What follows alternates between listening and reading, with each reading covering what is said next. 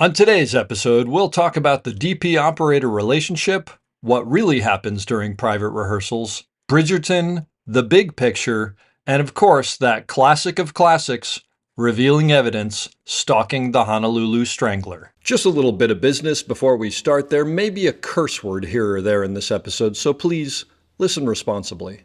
As always, our website, theop.io, is up and chock full of tips, tricks, and gooey operator goodness.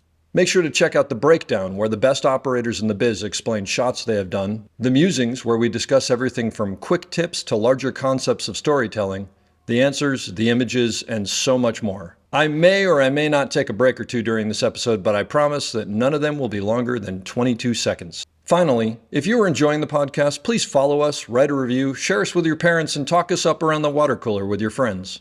So grab a beverage, sit back, and enjoy the op. Thanks for listening. Lock it up, nice and quiet, and let's roll. Rolling. Victor 30 Echo, take 2. Hey, Margaret. Hey, Mark. And camera set. And action. Hello, everybody, and welcome back to the Op Podcast, the podcast where we talk about operating and the art of visual storytelling. I am Dave Kamaitis, your host, and we are here yet again at Panavision Woodland Hills Theater because it sounds really good and they let me use it. So I guess that's what I'm going with today. I have actually two guests today, but I'm going to introduce one of them first and one of them second. I don't know why I said that, but I felt like it. Jeff Jur, cinematographer who has had an amazing career. Some of his credits include Bridgerton, Lodge 49, Halt and Catch Fire, Dexter, Dirty Sexy Money, Carnival, My Big Fat Greek Wedding, The Big Picture, Dirty Dancing, and an ABC after-school special that I think you shot for Tommy Shalami called Can a Guy Say No, if I recall correctly from Tommy's podcast? And we answered that question. Well, I want to find out what the answer to that question is. But before I say hello to you, Jeff was given the ASC 2019 TV Career Achievement Award. In 2016, he got a nomination from the ASC for Bessie. 2010, a nomination for Flash Forward. 2006, a nomination for Carnival. 2004, a win for Carnival. And 2003, a winner for Last Call. That's all from the ASC. He's also won 2 Emmys for Bessie and Carnival, and he had 2 other nominations for Carnival and Bridgerton. Clearly, no one is paying attention to anything you're doing. Jeff, thank you for being here. My pleasure. Great to see you, Dave. The other person who I will introduce right now is Don Devine, who is you're an operator, Don? Are you an operator? I used to be. Don used to be an operator in a previous career, and Don and Jeff have worked together for, what'd you say, 35 years? 35, yeah. 35 years. They're 37 years old. And one of the things that I wanted to do today, I think it was your idea, Don, actually, to have an operator DP team who have worked together a lot to talk about that situation. But before we talk to you, Don, I want to ask Jeff one question, which is, can you tell me how you got here? What's your career? I took the 101 to, oh, you mean?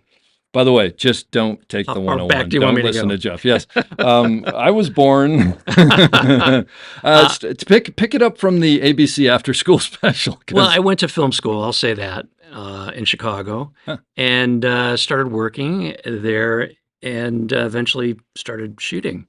I was shooting in school. I was always working as a cinematographer for free on freebies, but eventually I started getting paid. And then I made the move to California when I was about 29. And I was lucky. I started shooting here right away. So I was working on small projects, low budget, non-union stuff. Like features or TV? Features mostly at the beginning, television a little bit, more television now. Yeah, I've just had a career and been very lucky to stay in Hollywood and keep working. Yeah. Are there any specific projects that stand out as some of your favorites? Well, the big break for me in Chicago was a series of dramatic films based on short stories that had really amazing actors. We had Sean Young and Fred Gwynne and incredible stuff that I was shooting at a really young age, 16 millimeter, very low budget, but it gave me a national sort of exposure. These were for like festivals, you mean? It was for a series on public television called American Playhouse. Oh, okay. Yeah. And a lot of cinematographers, you'll look back, one of their first credits Oh, for a wow. lot of people that are still in the business was on that series. Oh, I didn't realize that. So Yeah. that was like the high class version of the ABC after school Yeah, specials. exactly right. I'm infatuated with that whole Oh, it was situation, fantastic. by I the way. mean, just to work with these actors at that level, Yeah. I was working on, industrials and things like that as a camera assistant. I was an electrician on the Blues Brothers for Oh, 2 no way. weeks and made some money. The film was so big in Chicago, they just pulled in Oh, kids like everybody me. worked on it Yeah. who was oh. Yeah, so I got a union waiver for like 2 weeks, and That's they cool. made more money than I was making as a PA on Yeah. industrials. But then when I moved to LA, that sort of brought me out. I had some exposure from this national public television stuff, and some people encouraged me to come here and said, if you want to do dramatic films, which I did, you have to be in Hollywood. This was 1983, 84. Uh-huh.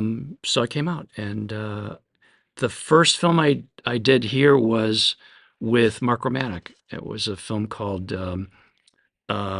Static, and he put some money together. It was less than $1 million. Or He was like a $1 million. huge commercial DP or music He's video. become that. Yeah, we were both very young. He was 24, Yeah. I think, when he made that. Okay. So I think he kind of disowns it now. It was a pretty, not a great A try. project on in his Yeah. list of things that he's done. Yeah.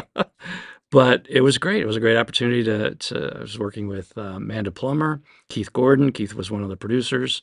Bob Gunton is in this. I mean, incredible cast. That's cool. So that was the first project I did when I got out here.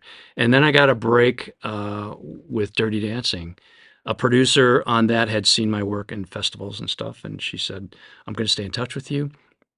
And I said, great. And she was this kind of producer that just gathers people from around the country to bring into her projects because she likes them. She likes their work. She likes their personality, whatever it was. We hit it off, and like a year later or something, she contacted me and says, I finally have a movie for you. Yeah. I said, oh, damn, I already took a TV project. And she said, no, you have to turn it down, and you should be doing features. She convinced me to do it. I was so dumb that I didn't realize how important it was to stay and continue on in features. And certainly the movie turned out to be this huge hit. So I owe her a lot for encouraging me to.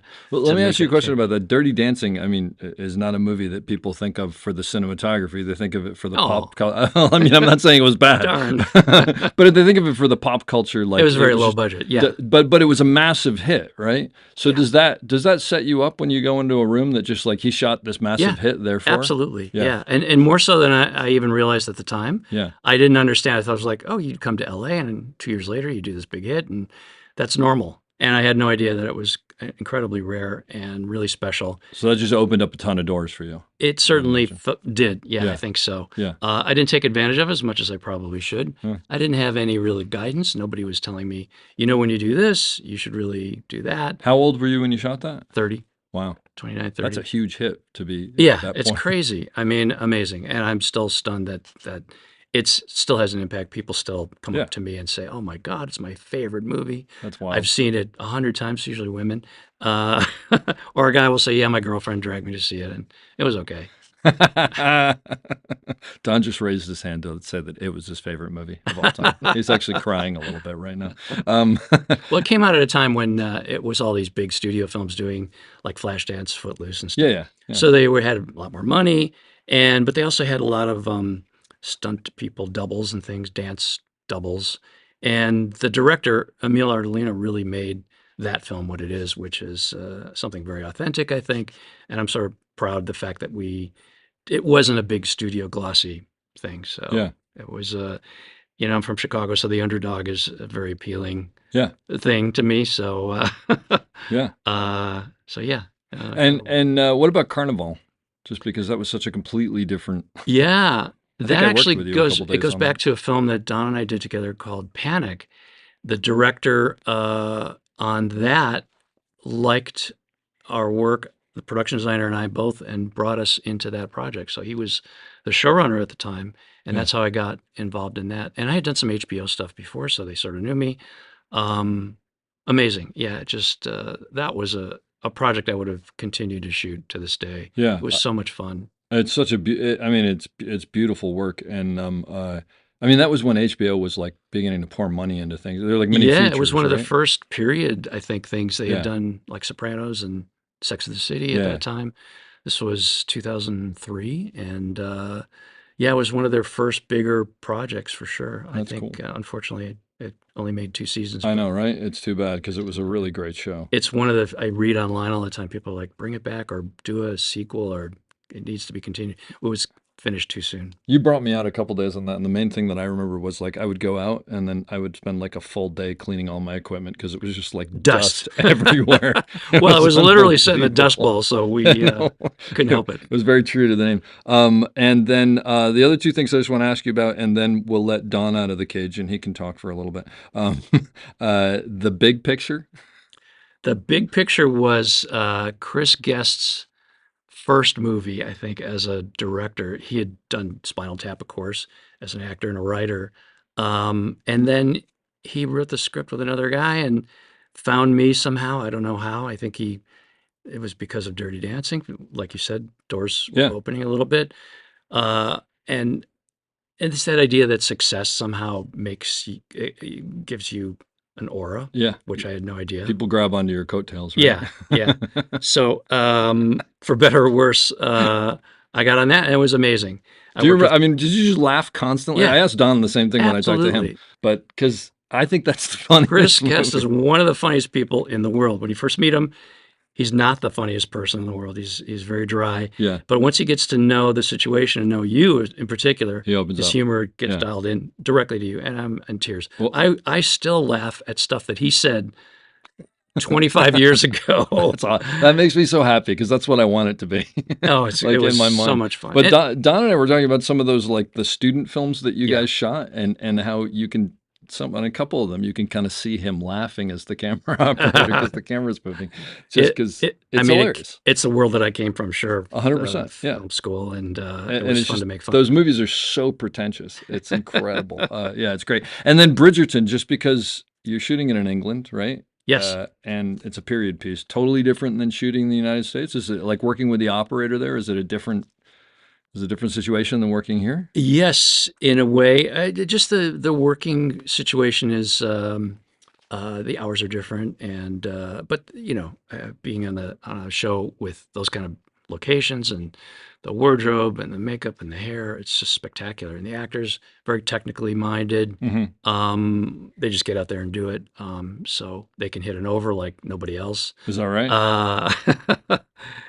But yeah, it's a interesting place to work. It's different. There's no big grip crews there. It's a small grip crew. Okay. Grip is just Dolly Grip and Best Boy and Wow. a chippy, they call him, which is the guy with tools and wood. With the lunch. Yeah. And but the camera operator wise, is it is it really the English system of the camera operator and the director sort of figure it out and then you Well, light it, or do you do I- sort of a I hate hybrid? to say this in the company of two amazing operators, but they let me operate. There's another person in here. They let me operate There's myself. two other people in here. They let me operate myself on the show. No way. Yeah. Wow. They said it's an option, and I wanted to do it because I missed it for one. Yep. It's hard to find good operators like you guys all the time. So We're both I didn't, and available. I just didn't know anybody there either. So I Yeah. had no base of Yeah. So it was a bit of a risk, and I thought, well, I'm just going to do this. Wow. And I was working with a director who liked when I operated. I had done That's some cool. stuff with her before. So I took the opportunity. I had a B camera, Yeah. a Steadicam, and it was fun because it was nice to be on the set again. It was nice to make all those little decisions that you make. Yeah. When you have great operators, I don't have to worry about it. But when you don't have a good operator, it drives every you nuts. DP crazy when they're making choices that you don't agree with. Yeah. So But prior to this, when was the last time you quote unquote operated? Were an operator or operated a show? it's been a while. I worked in Canada on a project. It was very low budget, and with a director I worked with a bunch, John Dahl, and we did a movie called "You Kill Me," and I operated on that. Do you know how many years ago? I mean, was that 20 years 2000 ago, or 2001, I think. Okay, so it was 20 years ago. So, Yeah, it's been- the reason I ask is because did you just jump on the camera and it all came back to you, or were you I jumped on the rusty? camera, and it all came back. Really? It was fantastic. The wheels, everything. Oh, that's great. It was. And did you love it? I loved it. Yeah. I still would work as an operator any time. Yeah. But that's great. Yeah. Sorry. Sorry. No, that's fine. I'm not. Don and I are going to leave now. Oh, So, Don Devine, hi.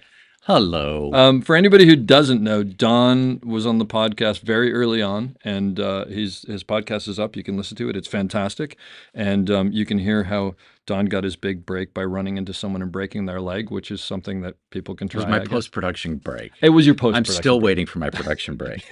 You keep on running into people playing softball, hoping that you'll get a job. Yeah, I like that. I asked both of you for a list of what you've worked on, and I'm just going to read this off because this isn't everything apparently. Working backwards: Westworld, The Catch, Colony, Reconstruction, House Rules, The Eye, Invasion, Carnival, Joyride, My First Mister, Panic, Texarkana, How Stella Got Her Groove Back, Alone, Caught in the Act, Running Mates, Morton and Hayes, my personal favorite, Revealing Evidence, Stalking the Honolulu Strangler, The Big Picture, ABC series Equal Justice, Terrorist on Trial, a 3-part miniseries. I really want to spend the whole time talking about Revealing Evidence, Stalking the Honolulu Strangler. That's when you had to have 2 titles. Every TV movie had 2 titles. It was like the first title and then the colon and then dun, dun, dun. They tell you the whole story. Yeah. Yeah. The producer's idea was always the second one, and it was like the networks. And it was like put them both on there. Let's explain it better. Like go for the artistic fancy schmancy title, and then we'll go. This is about blah blah blah blah blah. So you guys have worked together for 35 years. Yeah. Wow. Yeah. Wow, indeed. Well, not well. Well, I didn't. That list makes me very tired. I want to lay down. So this may go careening off the cliff, but Don had this idea of like the two of you sitting down and talking about what it's like to work as a DP and a director who've worked together a lot. And so what I thought was Operator, DP and an operator. I did say that a director, didn't I? I mean, he treats me as I understand. I co-director on the set. You know what it is, Don? Just Jeff. He's the director of the operating. Sitting here as operators, we understand that we're really at the top of the whole spectrum, and I said it. but we're looking at it upside down. We are looking at it. You're on the spectrum, all right. That's exactly right. This is basically going to be 2 hours of nonsense, but whatever. So what I was thinking, and we'll see how this goes, was you're on some movie, and they just did the private, which they don't allow anybody in because we can't see how the secret sauce is made for some reason. I always think that when they're in the private rehearsal, they're in there like on their phones and ordering from Amazon and whatever. Has it been long enough? Yeah. Why don't we call them in? Peeking? Why don't we call them in and say we rehearsed? Actually, you know what? John Lindley says this all the time. He's like, why do we get to call to set at 8:00 and then they send everybody away and rehearse? Why don't they get there at 7:45 and rehearse, and then at 8:00 when we're ready to go, we can all go? So anyway, little John Lindley plug and pet peeve of mine as well. So anyway, they bring you in, you see the rehearsal. Like, what's the next step? Well, I think you try to get into the rehearsals when you can. You really make a point of it. Yeah, It's really a director's sure choice, which becomes an AD's choice, and they decide about whether you're into the private. You mean? Yeah, and it's usually early on. Yeah, too. It's usually and actors. Maybe the actor says, "I just would really rather just deal with you and Jeff and the smaller to the director. better." Not have as many people in there. So you kind of let, as I think we both do, and anybody who's done it, is lets the actor set the tone of the show anyway. Yeah. Usually they don't care because they're sort of trying to figure it out, and they just want, sort of, instead of having 20 people in there, because, the marking rehearsal is always for, of course, the people who don't need to be there. And so you're usually outside the door as the operator who kind of needs to be there. Yeah. You get the glass up against the door. Yeah, it's kind of like, why are the 4 assistant prop people here and the PA? Yeah. So actually, let me ask you a question. So then, like day one, first rehearsal, do you go up to the AD and go, "Is it okay if I usually go to the DP. You go to say, "I would love to be a part of this. I understand the politics. Why don't you feel it out?" Totally. Okay. If you want me there, I'd love to be there. If you don't want me there, I'm cool with that. Okay. You know, I also think that there's something kind of cool about seeing it after it's kind of been tweaked a little bit. Yeah. So you come in with some fresh eyes. Missing the first part, you're saying. Sometimes Yeah, that agreed. can be good, sometimes not. I think also that relates to having no prep. You have this DP, you have this director, they've worked together for 4 months, 8 months. I'm Yeah. sorry, 4 weeks, 8 weeks. 4 days, 8 days. Or 4 days. Yes, they just met before you met them. But they've been on it and they've sort of talked it through till they're about ready to throw up. Which, of course, is It's sometimes meaningless as soon as you get the actors in the room. and it can be. And then so I don't get all of that peripheral stuff. Well, and in some ways, you don't have that baggage in a way, right? Exactly. And I think it's, because I always say I'd love to prep with you guys. I'd love to be a part of it. But there's also a part of me that knows that you can get so bogged down on the technical stuff. It happens in prep, it happens on set. The story kind of gets pushed under the covers. Yeah. And it's kind of nice to sort of just go, I know you guys did all that stuff, but let's here's fresh eyes on it. Yeah. And do you usually try to get Don in if you can? The thing to understand, especially about Don and guys like Don and you, is that we're filmmakers. I try to surround myself with filmmakers, not with crew that I'm just going to tell what to do. Yeah. So I really love that collaboration. This is what I learned in film school, is that everybody's there. Everybody wants to make a good film. They're not just there to pull cable or pull focus or whatever. And so I love that environment where you can talk about what the story's about with everybody. And then you make your choices based on that. You still have to operate the camera. I still get to light and make the final say on these things. But to have Don, for instance, as part of the rehearsal, I think is fantastic. Yeah. And my dream is that we discuss the story ahead of time, but then see how the actors are moving. And I'll elicit his opinion about, what do you think? Is it back here? Is it up here? You're working with the director, of course, too, so you have to accommodate that. But that input is so valuable, I think. And I always feel like the way to treat operators in particular is like actors. You're not going to tell an actor, you're not going to be in their ear. I know you guys hate headphones and the DPs talking through the shot, during the shot, which I don't do. Thank you. But yeah. I mean, if you're in some environments, you have to do it. But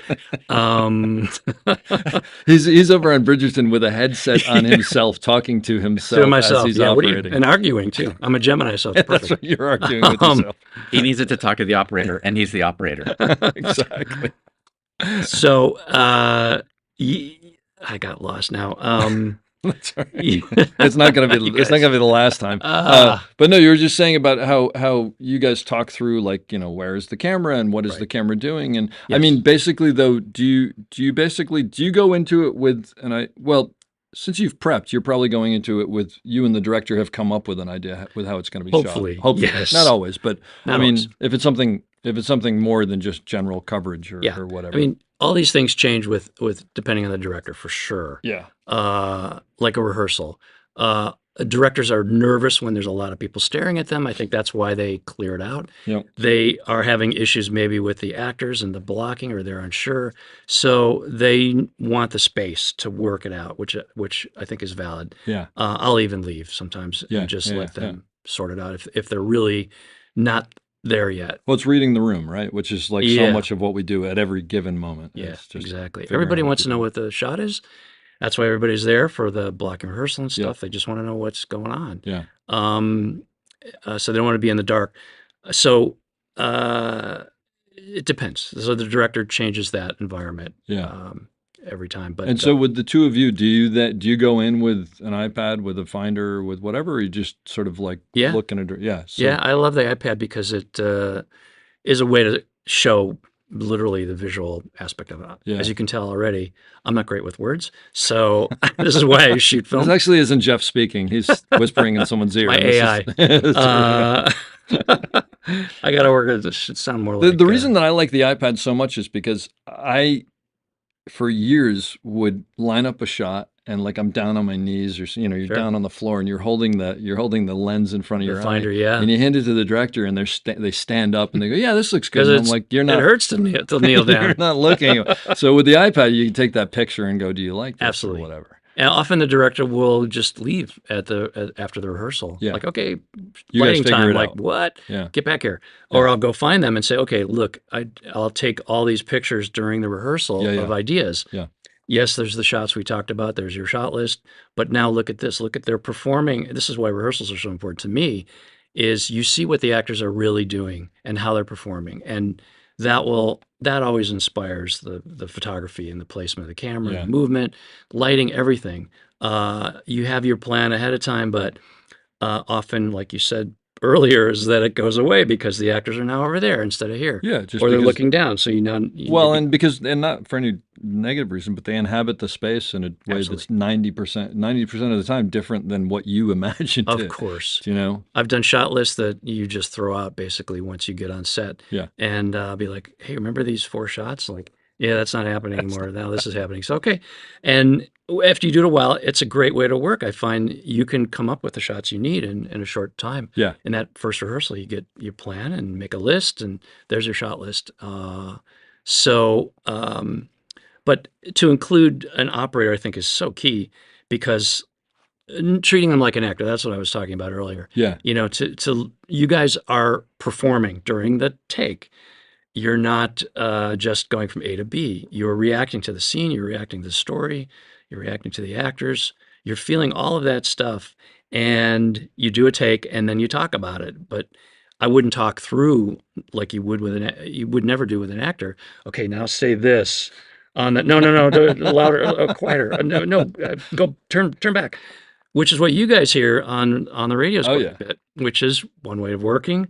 But I find it's easier and more interesting it's like casting. You cast a good film with good people. So you cast the operator for the right project. Not that it's different, but you want a good operator that can perform. Yeah, and tell a story. And tell that story. Yeah. And so you've worked out with the director what the master is. Let's say what the master is, right?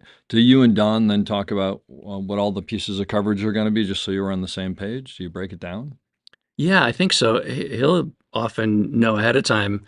Does Don he tell will know you ahead what of time. you need? Well, yeah. He's Don? he's a total filmmaker, absolutely, and he's a cinematographer for sure, closet cinematographer. Add that to the list. Yeah, exactly. It's a big closet. So he knows he's not just giving you what you want. He'll do that, but he'll also have a lot of suggestions, and he knows that I'm open to that for sure. But, I'm sure that changes film to film. Some DPs don't want to hear this. Yeah. Other DPs are maybe not have an idea, or directors often will not have an idea. So it's up to us to come up with the plan of how to go about the day. But it's worth mentioning that right now, which is this is how you guys work. So Don, like you work with Shelley Johnson a lot. Yeah. When you work with Shelley, it's a different. You work it differently than when you work with Jeff. Yeah, but it's also the show too. I think that it's being familiar with the people, and then having even if you have a good working relationship with somebody, as soon as you add a new director to that, and a new project to that, and how big or small or what the other limitations are. Like you said earlier, I think feel the room is really, really, a good phrase. I know that it's pretty abstract because, the way that I felt a room when I was starting and the way I feel a room now. Oh my God. No, there's no But that's experience too. Exactly. I know with Jeff after 14 hours, or Shelley, or almost any DP that I've ever worked with, I'm not going to go up to them and suggest something because the director is so adamant about this shot. He's exhausted or she's exhausted, and Jeff's exhausted and I'm exhausted, and it's like, God, but it'd be so great. And if I'm not going to be able to sleep at night because I didn't say something, I'll do it. But but I'll edit too. It'll be like, you know what? I'm going to save this one for I don't think tomorrow. we need that. Yeah, exactly. It'd be great, Sure. but it's not going to change. So at that rehearsal, are you then walking around, even if the directors, let's say the director is left, are you walking around with Jeff and, with the iPad going, okay, so we'll probably need this over here and we'll probably need that over. So you have like a little running list of I'm what definitely with him think it is? all the time when that's happening. When we see the blocking rehearsal, I'm not a big wanderer, and I'm personally am not a big viewfinder guy during the rehearsal. While the actors are rehearsing, Yeah, you just like to watch. Because I know the play. I've worked with directors and DPs who will be on opposite ends with viewfinders, like sharks, and the actors are just kind of going, and it's like, let them. This is still their moment. They're still trying to figure this thing out. Yep. Usually when we come in for the marking rehearsal, they're not ready for us. It's the AD who's like, yeah, right. You've had 3 tries. Yeah. 4th is a marking. It's like, well, no. It says that in the book. But if you give them 10 tries, you're going to get it, and that's what we're going to do, and everybody's going to know exactly what. As opposed to, by the way, 3 tries, they show you the 4th one, you set the dolly track and everything, and then they come in and they really do the 5th rehearsal. And they're like, oh, I don't think I'm going to do that anymore. I think I'm going to do this. And then you have to punt. Yeah, it's going back to the trailer and going, wait a minute. We're really doing this, aren't we? Let me look at the script again. Okay. Yeah, no, I'm not doing that. Yeah, not doing that. Yeah, no, we've all Which been they're there. probably going to do anyway to a certain degree, but if you let them work that stuff out because before, they're finding the scene, right? Absolutely. So the more chance you give them to find the scene, it's again back to my original thing. Just come in early. Yeah. Do all that, give them as much time as they want, and then give us our time. And I also feel that if we all sit there and we let them have it for the marking, put the marks down.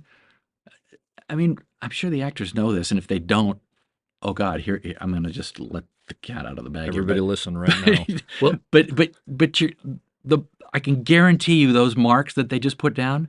I'm going to move that one over a foot. I'm going to move that one over a foot. Yes, I'm going to move that couch over there. Yep. So because that's where they want to keep going to, is right next to the couch. But the background's better there, so the couch goes over a foot. I turn to the set dresser, when the actors. So you're constantly trying to make it better. You're trying to, But it's worth saying that all of those things that you're doing are probably because you feel that that's the way that they're naturally moved. Like he doesn't go to the mark. He always seems to go right next to the couch. So I'm either going to bring the couch over to him or I'm going to move the mark over to the couch. I want to emphasize this with Don in particular. Yeah. Because he will understand. Don's just left. He'll often understand. Talk about reading the room. I mean, this is really deep stuff. But he'll know after a short while, that the actors like to do a certain thing, and sometimes they'll go past their mark. Yeah. And so, yes, there's the mark, but he knows they're probably going to do this because of who they are and how they work.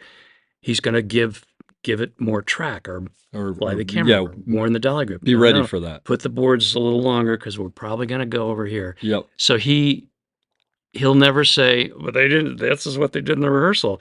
He'll anticipate those things, which is incredible, so valuable. The thing about Don is he will get that first take, for instance. That this is so crucial because there used to be tech rehearsals. We're old. So there used to be a full-on and tech, one camera, tech rehearsals, focusing on camera throughout the whole take, the actors, sound, everything, but not rolling. Yeah. When it was filmed. Yeah. Amazing. You'd iron out all the technical details and the director would see it, how it was really going to look. And then some actor went, can we just shoot? So that went away, and now you're going right away. The second they get on set. Every DP hates they want the rehearsal take on the slate, all this stuff, because it's rough. Yeah. But what Don has figured out is that take can be really good, especially for some actors. Take 1 is like amazing. And when you get it technically, and he does this, it's magic. And directors, I think, really, really appreciate that. And are frustrated, like, oh, we didn't get the first take. It's like, well, yeah, because there were so many things that were not ready. But he'll anticipate those things and give you that first take. My personal beef about that, and people who listen to the podcast know this already, is let's just roll in the rehearsal because maybe magic will happen. And I always think there's no magic. There's the dolly grip is really good, and I'm good, and my focus puller because we're professionals. Yeah, exactly. It's not magic. I mean, there's a little bit of luck in that things don't completely go differently than we thought, but everything else is because we're good. And it's no magic. Well, it's also when they're frustrated that they didn't get that take, like, oh. Yeah. Oh, it was so we good. should have been like, rolling. Well, we can do this again. Yeah. Yeah, it'll our probably be our better. job is to do it the same every time or and better, have it hopefully. be better Yeah, even. exactly. Yeah, this is what we do. But so Don, when are you basically watching the actors and sort of realizing over time how they react and you're adjusting to that? Oh yeah. Yeah. Yeah, I think that within the first week, you know pretty much how everybody Meaning is. who's going to hit their mark, who's not going to hit Who's their going to mark. hit their mark? Who can nail it in one? Yeah. Who can nail it 4 takes? Maybe they need to warm up Yeah. while we roll. So then you go, well, then let's shoot. Let's start shooting. Yeah. Because he's the only one in here on the phone. Yeah. And we know that it's going to take up to 4. So the Or- first 2 or we don't rehearsals are not really rehearsals anyway. Yeah, or 'cause you they're don't even probably not roll. gonna I mean, I've been on shows when it was film, and the Yeah, director remember would that? Yeah. the director would be like, "Don't roll. We're going to go through the whole thing. We're going to hit the sticks, and just don't, And you, as the camera operator, you used to go, so it sounded like the. I still do that. Yeah, well, What's that noise? Oh, it's done. We're rolling digital. That's going to say it's something. old timey film noise coming from Don again. I just do the rollout. So then, Jeff, you guys separate and you go off and start to light, and Don starts to talk with the dolly grip or whoever, camera assistants and whatever about camera and whatever. Yes, and this is a great moment because you can leave the camera in Don's hands. Literally, he's going to give you something better than what you had planned. My job is to try to put him in a good position for a good shot to catch something that hopefully is great, and he'll recognize that. Or we'll talk about it's really better. What about over here? Now we're looking through this stuff. Great, let's do that instead. I'll always try to accommodate whatever. Because I trust his vision for the thing. And do you leave him with just so you know, I'm going to need that for I'm going to have a light over there, so make sure to keep if you're changing anything, just know that I'm going to put something there and whatever. Yeah, I guess. I mean, he'll see kind of where things are going to go, and he'll understand. Try to give him the parameters. It does kind of morph into, there are times with all DPs, including Jeff, that the best shot can't be done because you just can't light it the way you want it to. And you have to. I think that's why Jeff's got operating in his brain, and I have DPing in my brain, and so we kind of know what the problems are going to be for both of us. It's meaning you're not going to even go down that road probably because you know it's going to end in it. Yeah, it's like, well, that's the perfect spot to put the light for this blocking. Well, then let's just come over here a little bit, knowing that's Condor's got to come through that window. But the thing that I hear from both of you, which I think I agree with, but just to put a label on it, is that you both trust each other's instincts. Yeah, and definitely. so you know that you can step away and you're not gonna come back and it's a drone shot. And Don's left for the afternoon. What's a drone? Well, okay. Now I've worked with other operators where you'll leave them with the shot, go away, and they'll say. Oh, we got to raise the set. We got to bring everything up a foot. Wait, whoa, hold on. What are you doing? You mean bring the couch up and bring this or something? Yeah, the hardest way to solve a problem, the biggest issue to solve a problem. Yeah, all this stuff has to happen. No, you dig we a don't ditch. have time. Can we just drop the camera 2 inches? Yeah, you won't see off. I'm seeing off the set, or I can't see the thing behind. Well, don't raise the set. Just let's. Drop the camera So let me ask you a question. If you're working with that operator, hopefully that's not me, and do you then stay with them a little longer until the shot is, you kind of know, okay, we're in a place that... Now you realize you have to keep an eye on things. Yeah. And so you're interacting more. Yeah. And obviously with Don, it's ideal because you can trust what he's going to do. And I don't worry about what he's doing over there. So yes. Well, and also you have enough years going that you know how each other work. And that happened, I think, fairly soon on. We were pretty. Yeah, I could tell he was a filmmaker. And had good instincts. Sure. And then Don, as you're setting up the shot, if suddenly something comes out of left field, I mean, do you immediately go to Jeff to let him know that there may be an issue? Or Oh yeah. I mean, I really feel that, and hopefully it's important that the director and the DP and myself are always on the same page. Yeah. I don't want to get a note from the AD that the director said something from his trailer. it's like, well, tell him to come here. I want Jeff to hear Let's this, all look at it. and I want to hear this. I want all of us to hear this so that nobody's ever going to say, but I told you. Yeah. It's like, well, Jeff, did he tell you? Yeah. Because he didn't tell me. Yeah.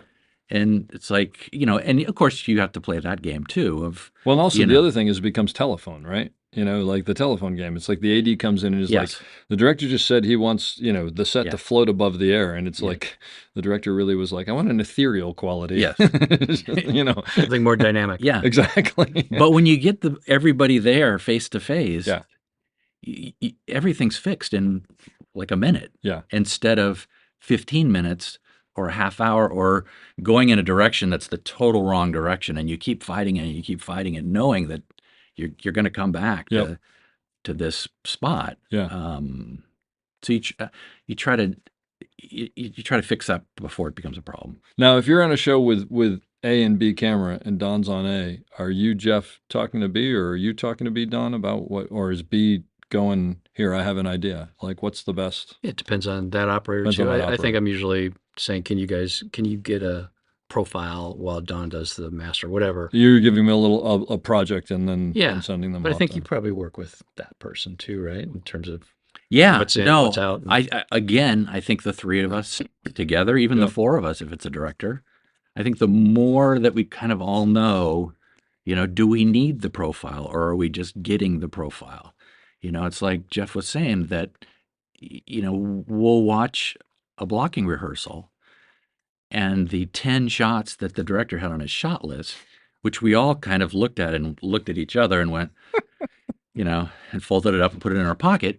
Yeah. You know that there's 4 shots there that you can actually do in 12 hours. Yeah, that tell the story. That tell the story better than any shot, Yeah. and what you almost know the 4 shots and how they're going to be cut. I almost feel like when you get those notes the next day, oh, we don't have enough coverage. That's my favorite note. And Oh, what then coming the down from director's editing? scaring, The director, getting scared, and I go, Yeah. you know what? Why don't we shut down? Give me 1 hour. I'm going to go to post-production. I'm going to cut I gotta cut it. that scene the way that we talked about it, because I know it's there. Yeah. I know when I left to go home last night, whether you're shooting film and you're waiting for the dailies, or Yeah. or they go in and see the dailies and you can't because they're looking at it at the lab Yep, in the morning. yep. Anyway, there's just I always know in my head when I leave that setup or that scene with those 4 setups, I know that it can cut, and I Yeah. know the points that you're gonna cut.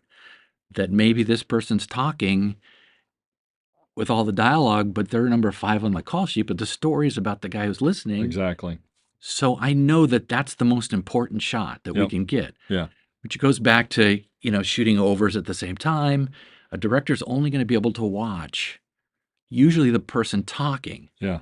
and not the person listening. Which sometimes is the story. Oh my God, most of the time Yeah. it's the story. And it's amazing because a good actor who doesn't have any lines, I'd rather watch that all day long. Yeah. And you see it all the time too in cuts. Yeah. It's like I'm just watching this person listen to this other person. Absolutely. You know what this just makes me think. So on the website, I have this thing called the breakdown, where operators basically, Don's done a bunch of them, where they Well, talk mediocre operators. Well, yeah. No, I mean, Separate I categories. You can started get. with you, and then I'm working up to better operators. But break down a scene or a shot or whatever. And just yesterday, I had an operator from Chicago named Gary Maloof, who's a fantastic operator, and he does The Bear. Have you seen The Bear? Yes. So he the first a little while ago he did that huge oneer that he did in season episode 7. That's the entire episode, and he just talked through it, and it was amazing.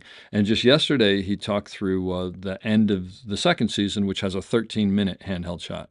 And one of the things that we were talking about that he does so well is, you have like people sitting at a table, having dinner together. And they had to make choices of coverage, obviously. And sometimes it's a little bit of this and a little bit of that. But like when you cover, and there's one thing where there's 3 people talking, and he only follows one of them, and everything is on her face. And the great thing is, she's in love with the guy who's the chef, and he actually calls it out, and he goes, the first take I stayed with her when she said, I love you, and then I went up to him. But the second take, I realized what he was doing, and as she was saying it, I went up to him, and on his face, you can see everything in the world of, he doesn't even say anything, but like, I am so not ready to hear that from you. I'm completely frightened, and I'm turning and I'm going back into the kitchen. And it's an amazing moment, but it's what you were talking about. So there's an operator that understands the No, story. absolutely. I mean, actually, if you get a chance to watch it, he's so good. Gary, just sidetracking, but Gary was my B camera operator on Justified that I did with John Lindley and Jeff Greeley, and John hired him and said, "Hey, I want you to meet him before the show." And Gary and I went out, and The Bear wasn't out yet, so I said, "What have you been doing?" I did the show The Bear and a lot of blah blah blah. And he goes, "Actually, there's this one long handheld shot that maybe when it comes out you could take a look at." And I forgot about it, and then it came out. And I called him up and I said, "Hey, what was that? What?" See, episode 7. I turn it on and it starts, and I'm like, "Oh, this is good." And it goes, and then it's 17 minutes later, it ends. And I called him up. I was like, "Gary, it's not a long shot. It's an episode." And he goes, "Well, that's a long shot." And I'm like, "No, that's like a different category." And I don't know about what you thought, but like, I don't think that story could have been told better than doing it that way. It's not a gimmick. It captures the energy of what that show is. Absolutely. It was so good. fantastic. And his operating is so good. It never felt arbitrary. It never felt like, oh, look at us. It never doing felt. The interesting thing that he told me about that is they didn't let him see it for a while because they wanted no rehearsal. Yeah, well, so they rehearsed for like 2 days so Yeah. that they could all just inhabit the space. And the other thing, which has to do with that show, but whatever, I'm going on a major sidetrack, but I don't care. It's my show. Is they're all actually making food. So when they're off camera, they're literally making fries and making burgers and whatever. So everything in the kitchen is live, so that if something changed, he always had places to go, or if he went early, they were doing something. And then he went in, I think he went in once with an iPhone, and just so his assistant and he could sort of figure out the path. And he has this overhead that I showed it that he had that was like drawn out, which was crazy. And then they just started shooting it because he was like, "Look, it's going to happen or it's not, and we're going to learn, and let's just go for it." And what fun, like, huh? They did it like 6 times, and he's an incredible storyteller. It's really worth checking out. And then Don's are okay. I mean, they're sort of filler. I mean, what we're talking about here, is understanding editing too, which I think is so key to the process in general. Directors sometimes will have a full cut in their head. They'll know exactly what they need. Yep. Fantastic. That's amazing. It doesn't always happen. Well, I was just going to say, that can be great and it can be a trap because it's great to have, but not. If they're good. Tommy Shalami is a perfect example. Like, Tommy will have an absolute director that we've all worked with. He'll have an absolute idea, but he'll throw it out at the drop of a hat if something better comes along. And he doesn't, craft service guy could bring it in. He doesn't care where it comes from. If it's a better way to tell the story. Good idea wins. And I think he's smart enough, obviously he's been doing this long enough, to know that you can have the best idea in your mind, but when you get in the room with the actors, it's something quite often different than what you expected, right? Yeah. Hopefully better. I'm working on Bridgerton with one director who, and on Queen Charlotte was one director. This guy was amazing, Tom Barrica. And his shot lists are very simple. He'd send it to me in the morning. It'd be 5 shots for a scene, 3 sometimes. Never showy like a 1.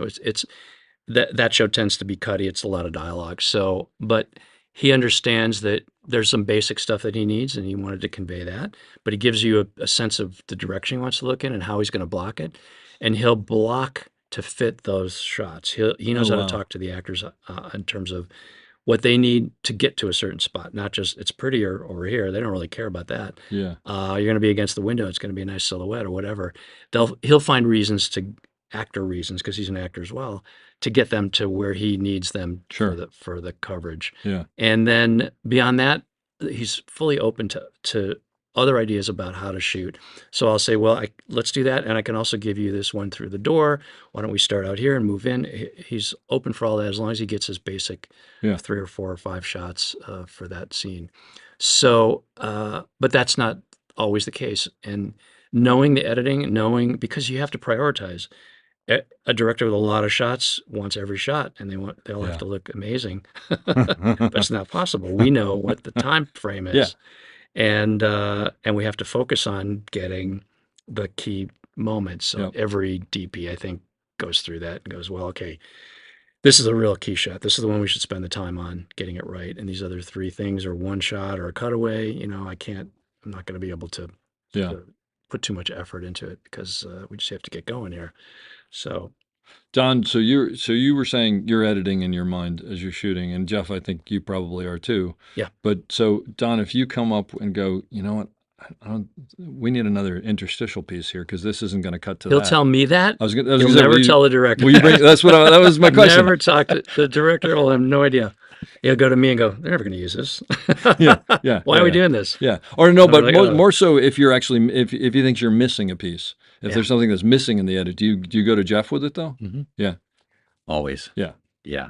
And there's certain times, like I said earlier, that all of us together. That's one of the moments that I want his filter before. I feel it's important because I'm going to tell him. Yeah. But I want him to second that. And Gotcha. Say, so going to him I before agree the with director. you, or yeah. This isn't the time. He's about to lose it. Yeah. And I do think, going back to what you guys were talking about with the takes and knowing editing, the actors want to know what 4 shots are we going to do? Are we going to really do 10? Yeah. Because I can't do this. Yeah, right. Which one are you going to use for this moment? Where do I expend Which the one are you going to energy? use for this moment? Yeah. Story-wise, I kind of know where the cut would be that I would do, and I've never worked with an actor who doesn't want to know. Yeah. Why in the world did we just shoot this for 8 hours when we're never going to be in the going shot? down on my close-up? Yep. It's like, I wish I could answer that question. The common trap is the big arrival, driving down the street, getting out of the car, walking up the steps, coming in the door, and I was just landing thinking of this. with no dialogue. Yeah. And That's lunch. Is huge, and you spend hours doing this, and then you get to the close up, and it's like you have 10 minutes to get 3 shots. Yeah, because the sun's going down, and you're like, and the funny thing is always it's they're going to the actor. I'm so sorry you don't have any time for this, and it's like, but it's your fault. You just walk them in 13 different shots. Yeah, this is the scene. And we've had that conversation too, where it's like, well, first of all, it's noon, so why do the drive up in the worst light possible? Yeah. Why not do? They come in the door. Yeah. We get those 3 shots. By then, that gives us 3 or 4 hours for the sun to go down to this beautiful spot. Yep. You don't even have to tell them that. You can just sort of, and I always try to keep the actors involved. I never, as Jeff knows, even when we first started working together, I was just like, oh my God, the actors. Do we really need them? And then that evolves to, well, that's the most important part of what we do is the performance. Yeah. Every director in every film school should know that the most important thing for them for to be a good director is to get the performance from the actors. That's number one. Yeah, because you're going to help with all the rest, the others. No one else is going to talk to them about that performance. That's exactly right. The director is it, and they want that person. They want that person, which sometimes turns into me, as an operator, because you're 3 feet away, right? Will be the contact. They want that person to know the story as well as they do. Yep. And they're hoping it's the director, but when that doesn't work out quite right, it kind of goes to, they're constantly looking for somebody to guide them. Yeah. I just saw the Scorsese movie, Killers of the Flower Moon. Yeah. It was a panel, and the 2 actors were there. The woman who plays the lead and DiCaprio, and the DP was there. And she said exactly that, which is that sometimes we would do a take. She put her hand on the DP and says, the camera department was my best friend because I would do a take. She's incredible in the film, I think. Yeah. And she said, I relied on the camera often, the department and the DP in particular. I think he was operating himself. Rodrigo Prieto. Yes. And Scott Sakamoto was the operator, but I don't know how much Rodrigo does. And Scott, the Steadicam, obviously. Exactly. Yeah. So she would look, obviously, to them after a take. And did I get it? They would respond. Yeah. So that's an interesting position for you guys to be in. There's no question. And there's a lot of trust that has to happen for actors to do that. Well, but because you guys are so close, they want to know. You watch every actor when they say cut, they're looking for something. Yeah. How did I do? What was it? Often the director is way the hell off somewhere. Isn't going to be in for half a minute. Do it again. Yeah. From far away. And that time stretches. It could be 30 seconds before the there's any notes. And, Before and I've talked to actors about this too, Yeah. since video assist and everything. And it's like, isn't this the most fun of the filmmaking process? the Between dead times. cut Yeah. and the notes. Yeah. It's like they have to go. It's like, are they even here? Are they Yeah. where? No, I know. What It's happened? like, come right. We need to know right now. But Don, I mean, we've talked about this. There is that thing of like you're in a close up, so you're 4 feet away from someone, and as soon as they call cut, they're sort of looking around, and they invariably look right at you. Yeah. And Yeah. I'll usually give them a big thumbs down if I didn't know. Mhm. Well, now we don't have assistants right there either, because they no, would exactly, yeah. play off of but that, I too. think like literally just coming off and giving them a smile or something like that lets them know, like, you know, Yeah. I mean, and it's a weird. I don't know about you, but for me, it's a weird thing because, like, look, on a human level, I want to go like, I thought that was great, but I also don't. I don't want to give them feedback that the director comes in and goes, "That's exactly wrong. I don't want that." It's like, but he seemed to like it. Like, I don't want to get in And he's that. looking through the camera. I know. So you know. No, So it's a weird thing. for the right? longest time, I would just do technical, even Yeah. before video assist. Yeah. It was good technically. I'm Good for not me, yeah. talking about Exactly, performance because yeah. that's not my Yep. position. Even though we all evolve into Sure.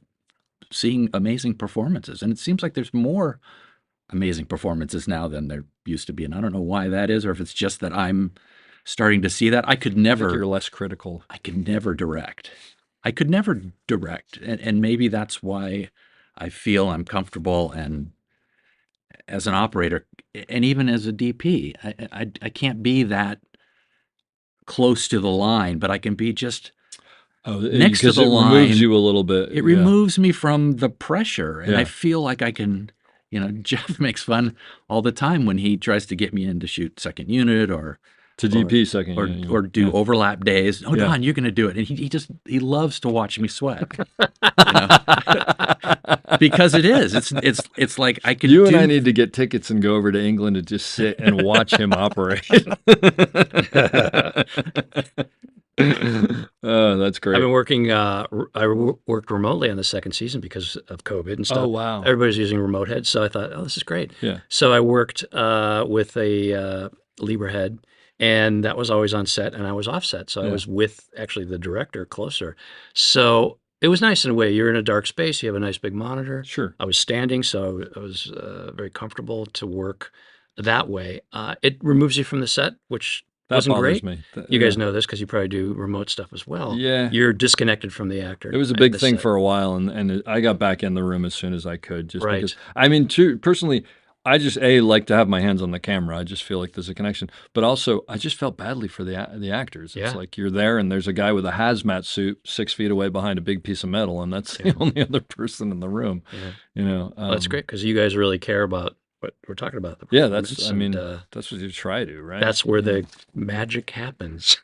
Um, have you had a situation with the two of you where the director was telling Don to do one thing and I mean, I'm not saying that you would want something different than the director, but suddenly it's like, you know, we're totally changing this, and the director comes in with a completely different idea. I think Don will always come to me and Yeah. tell me what's going on. Yeah. There'll be no surprises, and it's not just Jeff. Sure.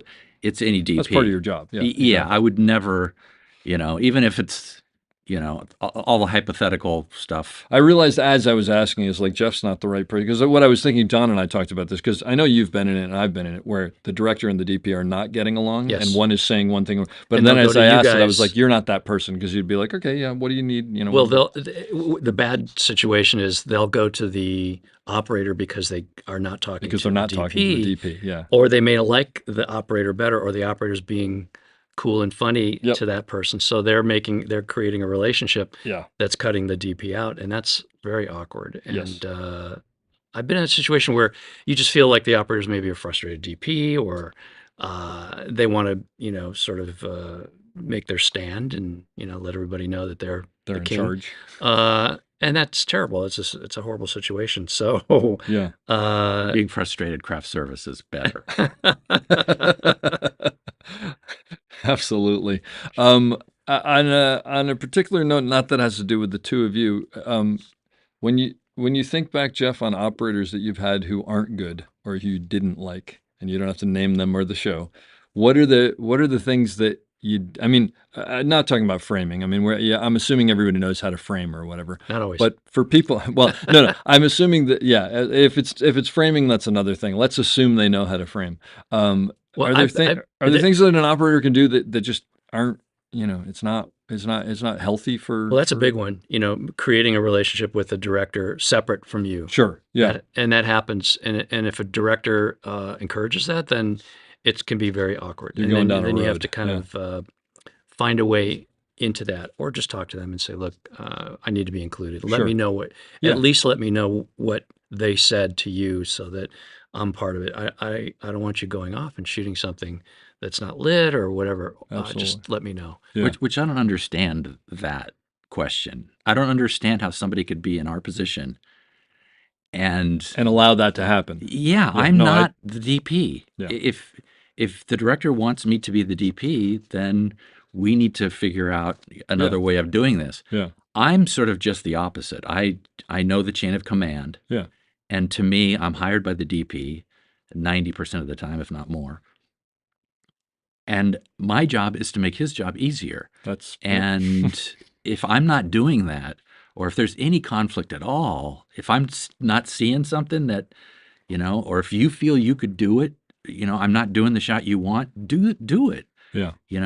Or fire me and bring somebody else in, who can work with it. I mean, occasionally it'll be an operator that's worked with the director before, especially episodic or something. They might have crossed paths before, and so they just feel it's just they feel like they're doing shorthand and it's actually going to work. Yep. And it's like it doesn't work that way. It doesn't. You got to go from the general down to the private. Yeah.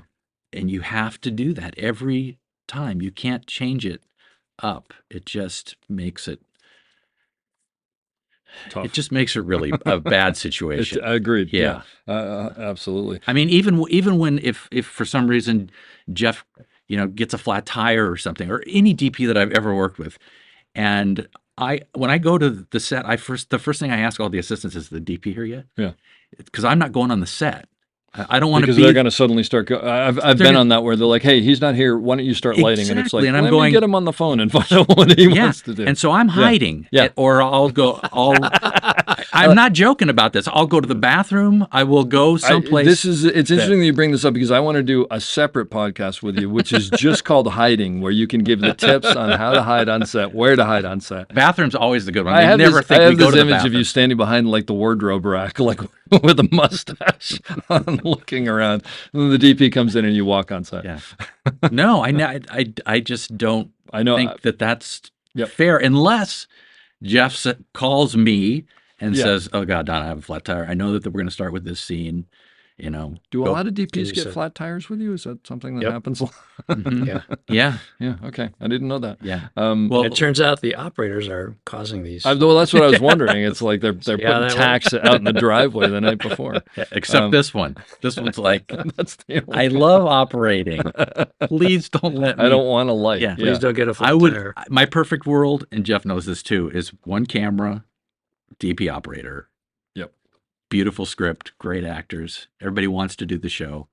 I'm all in. But that doesn't exist. It's Panic, right? So Panic was one of them. For well, you. but it wasn't just were me you operating the DP. DP He was the DP. Were you the DP at Panic? Mhm. Yeah. For some reason, I missed that. Yeah. I watched it. Well, he did a breakdown of the scene Yes. at the bar, I know. which so many And people liked A because camera it was operator just that shows a shot that does not move. it was I so think great. tells you everything you need It was to so know. great. I mean, so many people contacted me and were like, "This was so great," because there are so many times where I'm like, "Why are we moving? Why are we doing this?" Yeah. No, it was great. And then I watched it. What a great movie! Like a It's little gem lovely that I little didn't even know piece. existed. Great And cast. Sort of makes you wonder. Like I look through Netflix and I'm like, how many of those are out here? And then I try to watch something. I'm like, well, that wasn't it. That's the problem. But yeah. And what about B camera for you, Jeff? Like, what makes a good B camera operator? That they work with the A cam. That they can, if they're the right type of person that can give me ideas about where they can get a shot that I maybe didn't see. Like, oh, it's just an A camera shot. We're just going to do this with A camera, and they'll say, well, I can get this. Do you want me to try and get a profile? Do you want me to get a close up of this, whatever? Yeah. That's great. So somebody that you can interact with and has ideas about the coverage and the shot. And so you like them Fantastic. to be looking for something they can bring you and say, hey, does this work for you? Does this work for you? Some shows, yes, Yeah. more. Other Depending on times, the I'm show, of like, course. I'm not really lit for that, and now you're compromising the lighting. Yep. This is not a great thing. I don't need it all the time, but once in a while, I'll encourage it because it's right for the show, Mhm. and the director wants this sort of stuff. I've done 3-camera shows, and it makes my head explode, but it's fun. It's like 3D chess. It's like anybody can shoot with 1 camera. Yeah. Here, try it with 3. Now, It's faster. now what do you do? It's much And I mean, so 3 it's fun. camera shows, you do the show in a third of the time, though, right? It's much faster, isn't No, it? because you need a Theoretically. live audience. As soon as you bring that's in what- so the it's a third half hour. camera, the union requires you to have a live I'm audience. convinced exactly you right. could do all of those shots with 1 camera faster than you could do it. Try I to will light with say 3 the one cameras. time that I've done, actually, I may be the only time I've done 3 cameras. Yeah. I was on Hollywood with Simon Dennis. Do you know Simon? It's a great, great DP. And I showed up halfway through the season as a camera steady cam, and we had a great B operator, and there was a C camera, and I was like, ooh, what's going on here? But the cool thing was his only job was to find sort of cool artistic things that were just these little bridges, and he would literally, he'd sometimes shoot for 20 seconds of something, and the interesting thing is I would watch what he was doing, and what he was getting was really cool and really interesting.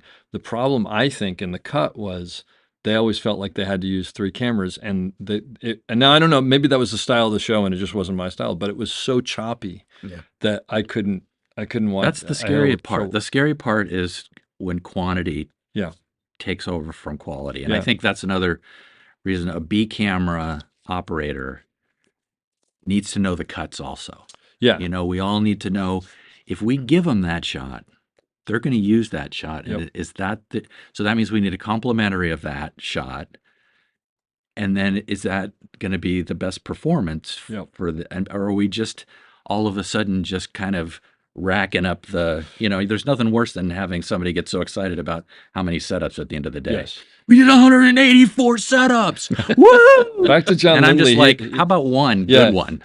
John Lindley always, we did 72 setups today, and he'll go, yeah, were any of them good? Because that's really what I'm more It doesn't interested matter. in. I It's get not a paid by numbers the game. setup. But I think that what you're saying is the difference is the B camera grabbing something that we needed, and therefore we're moving ahead, or is it creating something extra that, Most of the obviously we time didn't it's need the because it latter would have been because- on the list. Because right? nobody's thinking about it and they're being hired to Yeah. be there. Yeah. So they're just thinking, well, we need to get Yep. all these shots. And it's like, well, if you're going to do that, maybe we should just do side by side. Yeah. Let's do the over and the single. Yep. Let's not worry about the B camera and the wide shot. Let's not try to go on a 500 millimeter and try to grab the Yep. insert. Yeah, and then there are those directors that you work with who are like, the B camera isn't doing anything. We should find something Yeah. for them. And then it's just like, Or send them out Often to they the can't host. they can't even breathe if there's only 1 camera. It's like yeah. Well, because I think faint. part of it is like they're worried that the producers are going to come down and say, why do Of we have 2 course. cameras if we're There's not using them? enormous pressure on the directors. You have to have some sympathy for what they Yeah, have to no, deal with. understood. Yeah, part of absolutely. the job, Especially I think. episodic directors, Yeah. who are And they're thrilled when they get those extra shots for some reason. But I think a lot of times they look at them as those shots. They don't look at them as the scene. Right. Yeah. Oh, yeah. That's Yeah, a cool shot because the sun's going down and behind Sure. their shoulder, and it's like, But you But can't they're cut to not- it because of X, Y, and Yeah, Z. it's like- Yeah. it's like, but all of a sudden, it's kind of like when the fire truck goes by and everything. Okay, well, fire truck. You're going, That's production value. yeah, Yes, but this is a show about flowers. yes. Not anymore. That's exactly right. That's a very good. I like that. I like the fire truck. So the B camera has to tread that Yeah. sort of difficult.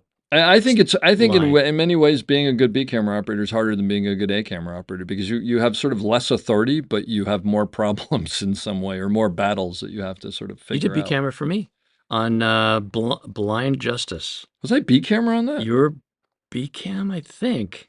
I don't remember. You did the steady cam, I did but then say- you were relegated to B cam. I might have been. I just remember you being in jail cells and things, and you were so unhappy about it. And wasn't I film shot related. the, and It I was shot the show. just Oh, you. yeah, that was an Were you interesting A cam? show. I don't know. I might have been. I don't know. I don't remember. I don't remember who else I that was. remember. Yeah. That's all kind of a blur. I mean, I do remember working with you. Yeah. But anyway, we had fun on that show. It wasn't the Yeah. greatest show, Yeah. but we had fun on that show. And then I did Invasion with both of you, where I was Right. B camera, steady cam, and he was A camera. And I remember shooting those hurricane sequences with those massive fans, and just like it Yeah. was insane. Were you in Florida? I went down to Florida with Yeah. you, Yeah. and into the Everglades. Aren't there alligators in there, or crocodiles, or Sure. whatever's in the alligators? They're like, oh, there's nets. I'm like, yeah, that's not an answer that makes me feel comfortable. Yeah, there's a guy with a stick Yeah. off camera. You know, he'll be fine. Yeah, he'll be Take fine. care. Yeah, he's got one arm. And I just remember it, like we would turn the lights off sometimes, and you would hear, whoosh, Yeah, and it would be the sound of them going in the water. that's right. And there was something where one of the actors had to like jump into the water Yes. at night into this like net thing, and I'm just like, I'm gonna roll no matter what happens here, because it's either for the trial or for the show, but something important is going down here. I always say that before we roll and everything I work on. Exactly. It'll All be of good for these the is insurance it's claim. other evidence, or it'll be in the movie one way or the other. Because Don has talked about it, but from your perspective, can you talk about Don working with actors? And because I know he works well with actors, but Absolutely. are there things that you see that so important. Again, it's the trust. I worry sometimes with operators. It's gonna be prickly or difficult or awkward, putting them in a situation close to the actors, and it's gonna because change of their personality, you're saying? their personality. Yeah, They're gonna yeah, change the tone of the set, yeah, and you worry about that. yeah, And then with Don, I just know not only is it gonna be fine, it's actually gonna be better. They're gonna start to trust that person, and the performance is gonna be amazing because of it. So yeah, that's so key, I think. But besides his good looks, which is a whole nother thing, and it's good that we're on a podcast, is there something part of his personality that you think achieves that or Well, allows sure. I that? think it's a trust and a likability that he has that actors respond to. Yeah, Um, yeah, and they know that he's looking out for them. yeah, That's really key. yeah. Well, and also part of it, and I've only worked with Don that once, but I'm assuming because I Not think true. we worked more than once. Mhm. We worked on Invasion, and we worked on what? Jurassic Park 3 up in. Oh wait, actually no. And we worked on what was that movie that you pulled me into the first time I met you? Oh, Jeff? not with Jeff though. That was with Shelley. No, but I worked on Yeah, Joyride. Joyride, which you were on. Oh yeah, that's I And think then when I first Jurassic worked with Park you. 3, which I was on that for a week and did like one shot. Is that considered working? Absolutely. Okay, I'll yeah, take as that long then. as it's over $100 million. Yeah, okay, show, good, sure. good. In And then 2000, and yeah. then Invasion. But anyway, but I was saying something. Yes, as I think that a lot of it has to do with the fact that at least the operators that I know who pull that off well, it's that they have respect for what the actors have to do, and I think the actors notice that. I mean, don't you think that's part of it? I totally think that that's what it is, but I also think it's I approach it the same way as I approach a director, Yeah, a DP, an actor. I feel that those are the people that are going to set the tone. yeah, For me, I'm sort of a chameleon. If they want me to do it this way, then I'll do it that way. I'll sort of, in the first week, sort of say, well, maybe this might be an idea or something to think about. hmm If I get shot down a bunch of times, then we don't talk much, Yeah. depending on who it is. With Jeff, it's great because I feel like 99% of the time we're on the exact same page. Yeah. It's like, it doesn't even, it's sort of course, that's the shot that we would do. Why wouldn't we do that? yeah. But I also feel that if an actor comes in and is very quiet and everything's internal, then I become the actor. That's how I am. I'm quiet.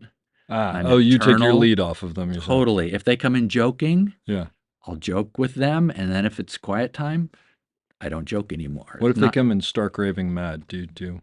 clothed or nude? Could go either way. Yeah, it does make a difference for me. That's an interesting thing. My eye line changes.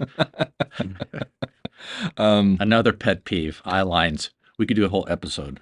yeah, we're going to do an episode on hiding and an episode on eye lines. Good Yeah, God. I've said it before here. Is like there's a director that I've worked with before who has to have the eye lines correct when two people are talking on the phone and it's cutting back and forth. And my thing is always, do you think anyone's going to be confused as to who's talking to who? So they have to look in opposite Yeah, directions. they have to look in. Is that more important than the performance? Yeah. No, there's that, but it's also like, but the big thing to me is the eye line is there just so people don't get confused. And if you do something that people don't get confused, then it's not a problem anymore. So again, there's only two people on the phone call. It's not cutting away to me in another room. Like, it's clearly that they're talking to each other. He can't, like, he'll have it drawn out and no, he has to look that way. All right, fine. The happiest time for me on a set is when you see the actors joking with Don. And that's you great. realize That's that great. that relationship is great. You don't have to worry about it. And when you need something from the actor, like hitting a mark or an over, or like, could you just stand up a little slower, whatever, you don't have to do it. Don will take care of it. He'll, like with the dolly grip with everybody on the set, he'll work out the machinations of how to get that shot, how to get that take. So meaning that you'll be watching the monitor, see some problem that happened in a take, and you don't even think about it because you know it's being taken care He'll of. dial it in, and he has that trust with them so that That's great. Comfortable. That's a wonderful thing, though. I like the idea about when you see them joking, you know that everything's cool. It's going to be okay. Yeah. Or they're about to fire me. Or they're there's a fine the line. producers are knocking in, coming in the door. Yeah. Well, Don keeps the set light, which I like, and he'll make sure that the vibe around the camera is positive and fun. Yeah. Which is the way I like to work. Which is the way it should be, because at the end of the day, it's like we're not People like cancer. a more serious, silent set. I like a little more festive feel. Yeah. Because it's fun. I worked with a still photographer as an assistant who played music in his studio when we were working. I was like, this is great. So I brought that to the set. And people come up to me years later like, oh, you played music on the set. It was so great.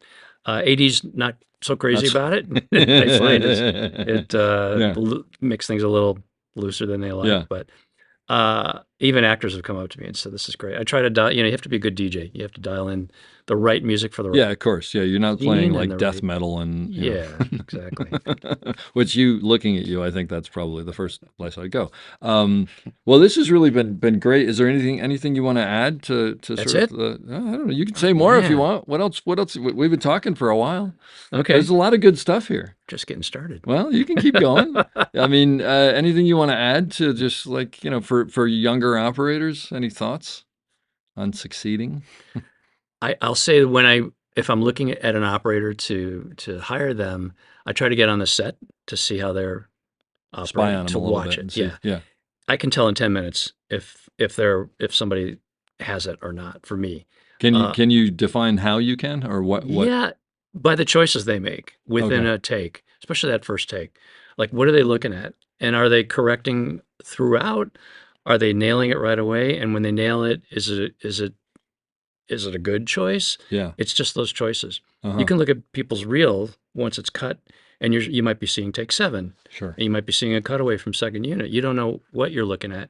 It's all good, usually. The reels are always good. Yeah. But when you're on the set seeing somebody making those choices first up with how the actors are moving, the dolly's moving, the crane, whatever, you can tell right away, oh, this is great. They're making a deliberate choice about that moment.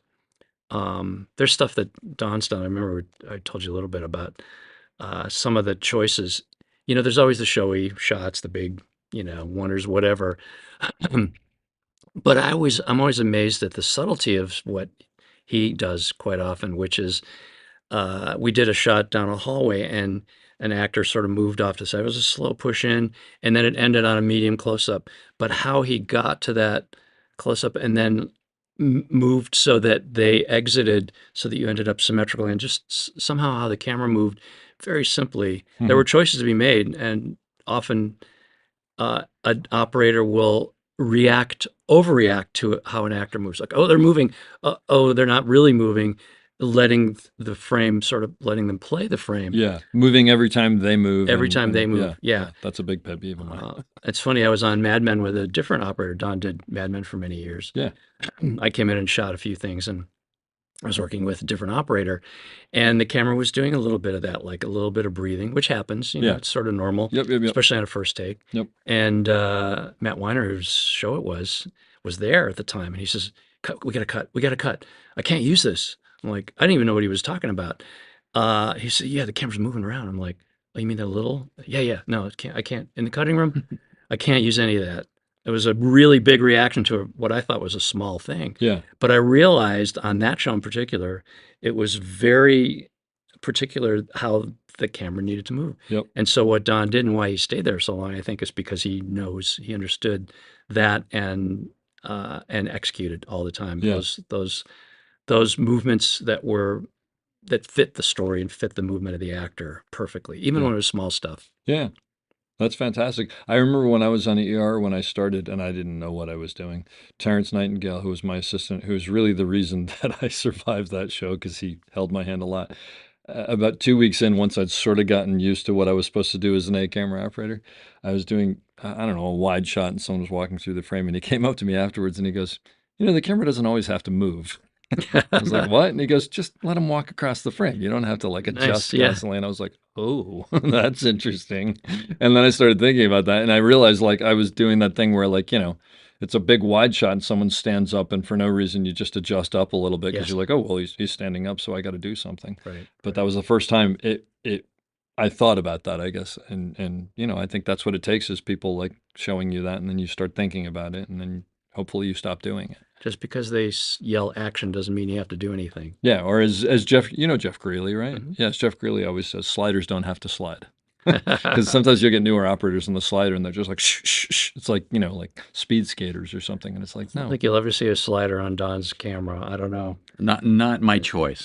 He always tries to work with really good dolly grips. Yeah. And so that's that person who can help you get your shot. There's key as the operator. There's no question about that. Yeah. Don did a shot in Carnival that I always think about. That Carnival was weird. Amazing. To interrupt just for a second, because I didn't start Carnival because I was on another show.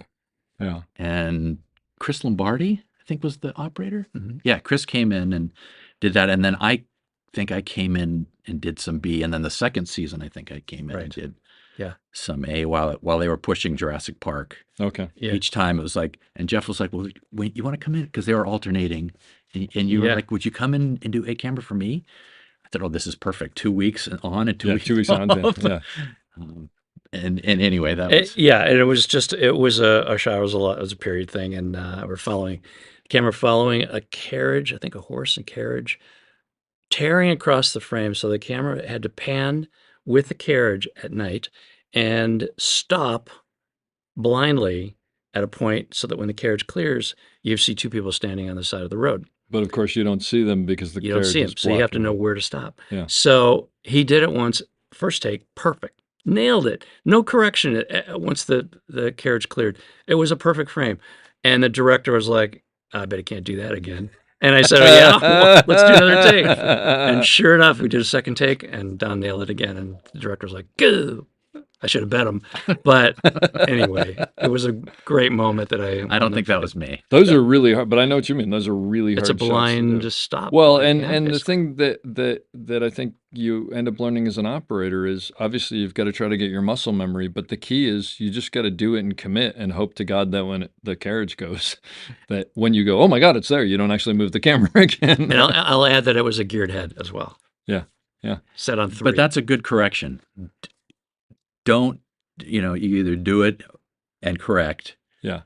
Or you just do it. You just do it. Well, and to me, nowadays, that's something that I try to tell new operators. It's like, have a plan. Yeah. On whatever shot you're doing, don't try to figure it out as you're doing it.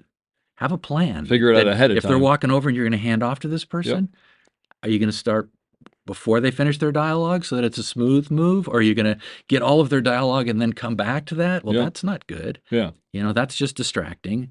So, figure out, you can work with the actor to finish the line there. You can start coming down early. It's okay that you don't have to see every line. Yeah. But it's just sort of have a plan. Yeah. And understand what you're going to do. And I think that the key to what you were just saying about that shot, Jeff, is land.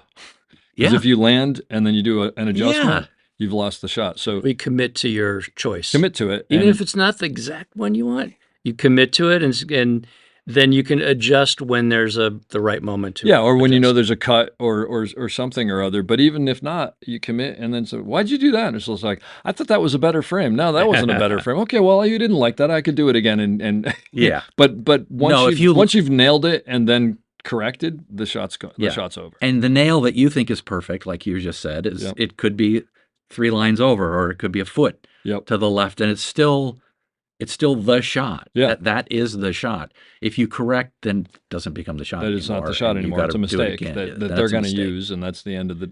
Yeah, Yeah. the editing is gonna get you. Yep. And then you're going to groan when And you it's see it on and it's TV. okay. I mean, what is the perfect frame? I still don't know what that is. Well, that's true. Seriously, I mean, it's Yeah. like, I mean, the consistency I think is more important. Yeah. If that's the headroom that you're going for, if you're stretching the frame a little bit more for this project, for Well, this and I think storytelling. on that note, that it's not like you said, there is no perfect frame, but there's knowing what you like and what tells the story, and then that's what you're going to go for, and then hopefully being able to adjust if Jeff comes in and goes, you know what, we've been talking about it, it's much less headroom on this show, or it's much I don't less know. I whatever. disagree. I think there is a perfect frame for Yeah. every set. You think so? Yeah. Okay. Yeah. And the trick is finding it and being on a show that honors that, like a show that has a lot of coverage and a lot of pieces and cut all over the place. Yeah.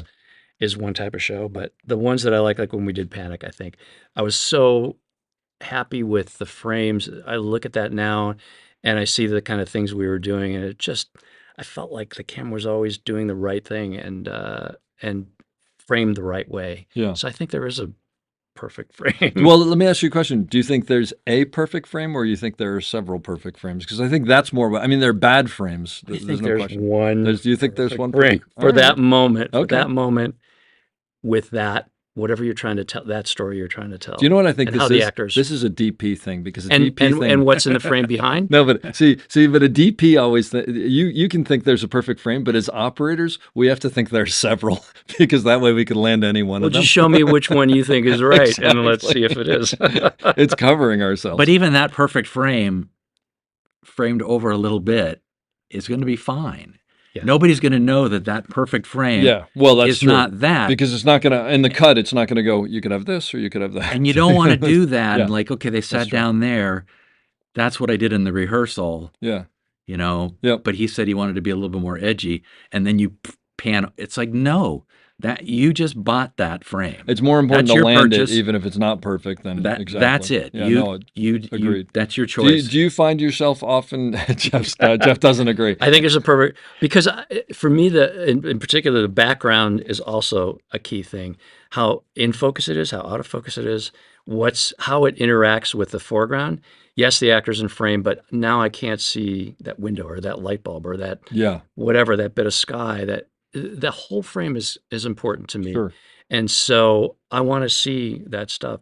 Yes, a little bit here or there is going to feel the same, going to have the same idea, but Yeah. but those elements, like drop the camera, now we can see the horizon. Now we have some Yes. Yeah. depth. Yes, the actor's in frame in both shots, but I like that this is happening instead. Well, and actually, that's one thing that I don't think operators think about that as often as I think they should. Is everybody talks about foreground, which is important, but background is equally as important. and foreground and front as well. Yeah, exactly. Yeah, to create that sense of. But I think people give more. I think people give more emphasis to something in the foreground than they do thinking about the background. Like a lot of times, the background is just like, well, it's back there and it's whatever falls. But it's just like you can go 4 inches over to the right, and suddenly the background is something totally Huge. different. Yeah. Especially if you've got hallways and you've got windows And if you're working with an operator that doesn't see that, then you have to work with them. Yeah. Quite a bit more. Do you find yourself tweaking his frames much? No. Never. No, and like I said, he'll give you something better than what you give him. So there's happy surprises all the time. All the time. Yeah. Yeah. That's which is great. great. Yeah. So I'm always happy. Yeah. Well, that's a good thing. And I'm always surprised. You like that? Okay. Well, that's what I always say is like, I'd rather you be happy and me be unhappy than me be happy and you be unhappy, because that means Can't everybody be something's happy? right. Yeah, hopefully everybody's happy. That's why I we're don't not- know. Well, Dave, Dave, you're never happy. So. no, but the thing, I was just teaching a Steadicam course with a bunch of other people. It wasn't just me. And we had a question and answer thing. And one of the guys said, what's a shot that you put down the rig and you went, I nailed that? And I went, "Oh, I don't think that's ever happened." And we looked around the room, and all the other guys who were, been operating for a while was like, "Yeah, that'd be great." I don't know, Wow. and it's not because I don't like it. It's just because I don't know about if you do this, Tom, I but can I'm always do always one thinking more. like, "Oh, you know what? I could have done that a little Yeah. bit." Like, and it's not a negative thing. I guess it's a positive thing. Different. And I think we're just too picky. But I always just think like how I could be finessing it, even though it's perfectly usable and I'm happy with it and it's fine. But Well, you're a humble guy, and that adds into it. You've done some iconic stuff, Dave. I mean, thank you. amazing work. So I've been very lucky not to screw up things that have been handed there's to a me. reason why you keep working on these projects. Yeah, we'll see. Now that the strike is over, hopefully somebody will call. By the way, if anybody's listening, I'm looking, and so is Don. Should we give out our phone numbers? Yeah, well, you're going back to England to do Bridgerton Yeah, we're or finishing up 2, or- Bridgerton, the third season, which is coming out, I think, next year. We're doing reshoots and stuff just a bit to Yeah. to finish it off. There's a season 4 of Bridgerton. Hopefully, I think it won't be until next year. The writer's strike pushed that whole thing Yeah. down the road a bit. So, But so you have sort of like a couple seasons ahead of you, it sounds like. yeah, at least one Between more, the I two. think. Yeah. I really loved working on the show. I love working in England. I love being in Europe, close to all the capitals. You can get to any place in 2 hours on a plane, which is amazing. And I'm working with Shondaland, who I've known for over 20 years, going back to the Grey's Anatomy pilot. Oh, I wow. did with them. So they're great. It's run by these amazing women that just have a no asshole policy, which they really believe in, and That's why I can't work there. yeah, that's why I can't That's hire. why either we're you- not over that's why I in can't hire England. Don. That's not I true. have to. But it's Netflix, and I've had a great experience That's with them, fantastic. especially in post production, where usually a lot of people come in to weigh in how the show's going to look. It was really just me and the color timer working remotely when we had COVID. We were working. He was transmitting through my iPad at home, so we were doing color timing. And I kept looking around, going, "There's nobody here. It's just you and me, right?" And he goes, "Yeah, this is it. We'll send it to the showrunner, but for notes. But basically, it's just us making the show Wow. that we want to make." That's really When cool. I did Queen Charlotte, which was a spinoff of Bridgerton, it was one director, and Shonda Rhimes was writing all the shows herself, and that was it. It was just the three of us making this project. So did you just sort of board that as like a feature almost? If it's Yeah, one director that's and one... how it felt. Yeah. Yeah, we were supposed to get. It was 6 episodes. We were supposed to get a break between every 2 episodes, and that never happened because everything got jammed Oh, wow. together. So we were scouting on Saturdays, or hey, we wrapped. Can we go look at that mansion over on the way back, or whatever? So it was Good to be an operator. I was It just going was to say, and 100. that is why we're operators. It was over 110 days, I think, altogether for Oh 6 my episodes. gosh. Wow. Yeah. But I have the same reaction with directors because I would go home and then the director would get in his car. He was being driven. He would get in his car and then have to get on the phone to do editing remotely while he was being driven home. Yeah, like And have meetings, when he got home on his phone and stuff. So it's even worse for that's them. when I'm happy to be a DP. And Yeah. cut it off there. Everybody's got it's like one step up. Yeah. Yeah. But I mean, there's more responsibility, I guess, is what it is. So the one thing I have to ask both of you, since you're here, is the big picture. I want to hear about shooting the student films on the big picture. I don't know if it brought back everything from doing student films and just taking it that extra step, because when you do it as a student, you think that it's amazing, and then you realize 5 years later, if even that So it's not. was there like post-traumatic stress? When you No, did I think it was more just enjoying going back Yeah. and reliving that and taking that extra step. Don and I Yeah. were talking about how hard it must have been to do that snap zoom that doesn't work and then reframe and make it look like you're doing it on purpose and not. It's one of tipping the your biggest hand. laughs. I've seen that movie with an audience. It's one of the biggest laughs in the show. Well, in the movie. for anybody who hasn't seen it, and you really should go see the big picture. There are 5 student movies it's like the film awards for student films. Yeah.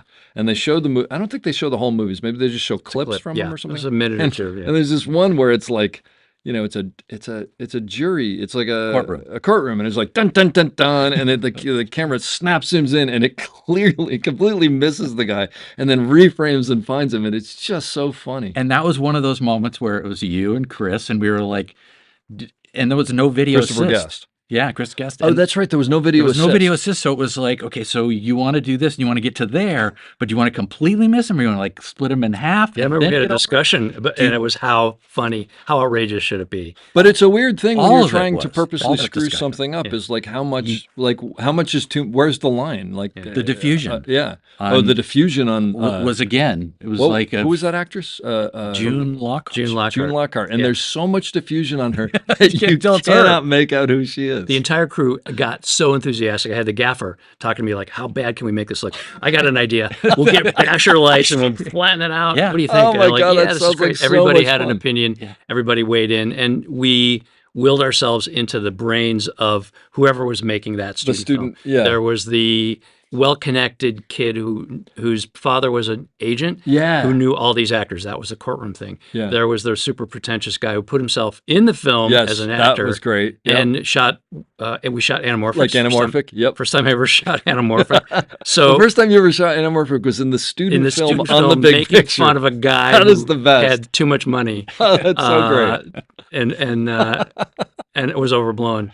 Then we had the pretentious black and white Ingmar Bergman thing, which was With like a chessboard at, thing, at, and yeah. at the heart of what I loved as a film student. This was my world for sure. yeah. I was a big Ingmar Bergman film. Okay. My films were all black and white. So yeah, it was a blast. And then the sort of crazy 16 millimeter. I can't think of what. The music video. No, before that, the other student film with she wore the big head dress. Oh, She always wore the crazy Yes. hats. Yes. Jennifer Jason Leigh. Yes, Jennifer Yep. Jason Leigh. And Yep. she was amazing. Yeah. Um, Wait, but What so was you her film? I don't remember. you her shot hers film in was 16 really goofy, dancing around, stop motion Oh, that's pixelation. right. Yeah. Yeah. Her dog came out, and it was all Oh, like yeah, 6 yeah. frames a second. It was and sort of she- what you expect from someone who wears a hat like that. Or just this is. It's like I have no idea what I'm doing, Yep. but I'm doing something. But it's Shoot a bunch of artistic. stuff. yeah. Yeah. But I mean, just Elliot Gould walking up to June Lockhart and the eye line change, which was like, because it was like really tight because it was an over. And then as he got all the way to us, Yep. we lost the over and he changed his eye He line. changed his eye line. He looks right into the camera. He looks right at the camera. So, And it by the wasn't way, even like subtle. He was on board. anybody listening to this, if you go to the podcast section of the website, theop.io, I will put this clip in there because it's just so worth watching, even if you haven't seen the movie. And then the other thing that you reminded me of, which I watched it again, was Martin Short going, I've read almost all of half of these scripts. I've read Or I've read all of these almost all the way almost through. all the way through. That's what it is. He's so great. And it's just totally, and you I just- and you look at Kevin Bacon and he's just like, Yeah. he didn't just say what I thought he just, yes, it doesn't matter. You guys must just laugh the entire time. Yeah. Because it seems like it's. And it was early. I think that was just the second or third thing we did together. Is that right? Yeah. It was non-union. Later that year. No video. Was the script hilarious when you read it, or did it Yeah. come to life on? Yeah. No, I like thi- it was in the script. Yeah, That's great. yeah. Yeah, I think it was. I mean, of course, all the getting Martin Short. That was before even anybody who knew He wasn't knew Martin him. Short yet, No. right? So it was like, who is No. this guy? I think he had done some Saturday Night Yeah, Live. Second City TV. He had It's like done that. SCTV. Right. That's right. Yeah. He was great with the camera too. He would ask what was in frame because he was improvising stuff.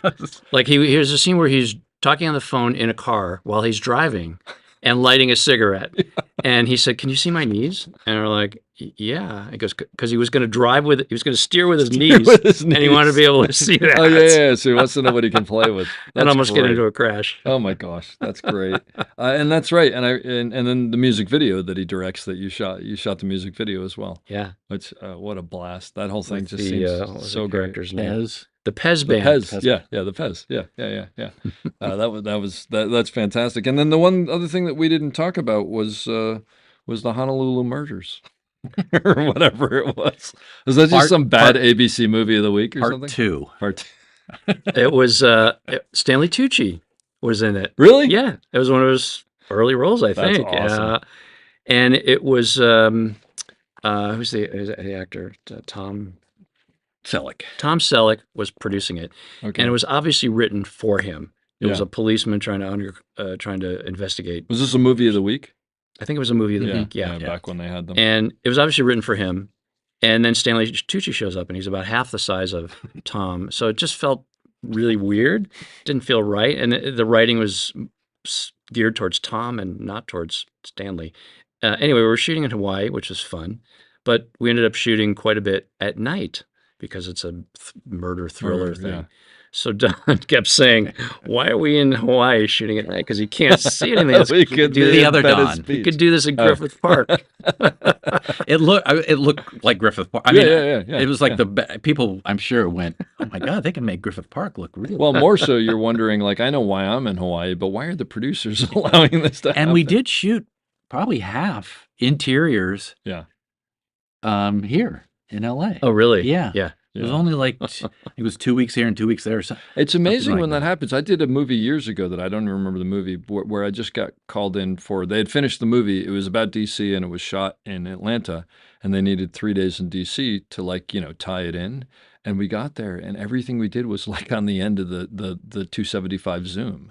And I was like, "Don't you want a wide shot with the Capitol in the background?" It's like, "No, it's about their faces." And I'm like, "I don't think it is, actually. I think it's about a wide shot with the Capitol in the background." And you watch But it. you and didn't it's just say like, that. No. No, I was like, "Hey, I'm in DC and I'm getting paid. I don't care." But Why is there blood coming out of Dave's mouth? Yeah, He's biting his tongue. Yeah, I remember mentioning it to the DP, and he was like, "Yeah, I've mentioned it. It's not going to happen." And I was like, "All right, whatever you want to do." But you literally didn't see a building that was in focus in the entire. Seems like a waste. Yeah, but it's someone else's waste, and that's what they want us to do. So, right on. Don, you have any final notes? I'm not good with chaos. I like things planned. Yeah. And they can be planned. You're in the wrong industry, man. I don't know if you Craft figured service? that out yet. I just and like Jeff said earlier, and you said earlier too, is that we get to do take 2 if we need to, or 3 or 4, whatever it's going to take to get the performance right. We have that control. We're not doing a documentary, and even if we were doing a documentary, sorry, here's a scary alert. They do take 3 and 4. It's like, "Oh my God, you just went over there. Can you do that one more time, but go slower?" No, that never happened. Yes. So it's not being afraid of the actors. The actors are your friend, and Jeff knows me. He's known me long enough that I wouldn't have said that, early on in my career. Mm-hmm. But I just know that that's where that's the most important thing. Casting that person who's going to play that character, who's going to be, sticking their neck on the line every day. Yeah. And we should, as a crew member, as a DP, as an operator, just make them as comfortable as they possibly can be to get that. And it's not just, one day, "Oh my God, this Friday coming up, they got to do that crying thing." And it's like, no, that's just add that to the list, But what about when he comes in the door and he just has to give that look? That could be harder for him or her than doing the big physical thing. That might be the easy thing for that actor. So you sort of just have to kind of let them help you, And I feel they do. I feel that that I could never do that. I could never be in front of the camera or a microphone. I'm mad at other people, but love it. But I sure love hiding behind it and seeing it happen. I hope you enjoyed that as much as I did. We'll be back soon with another great episode. Don't forget to check us out on theop.io for all sorts of information on operating and storytelling. So thanks for listening and have a great day.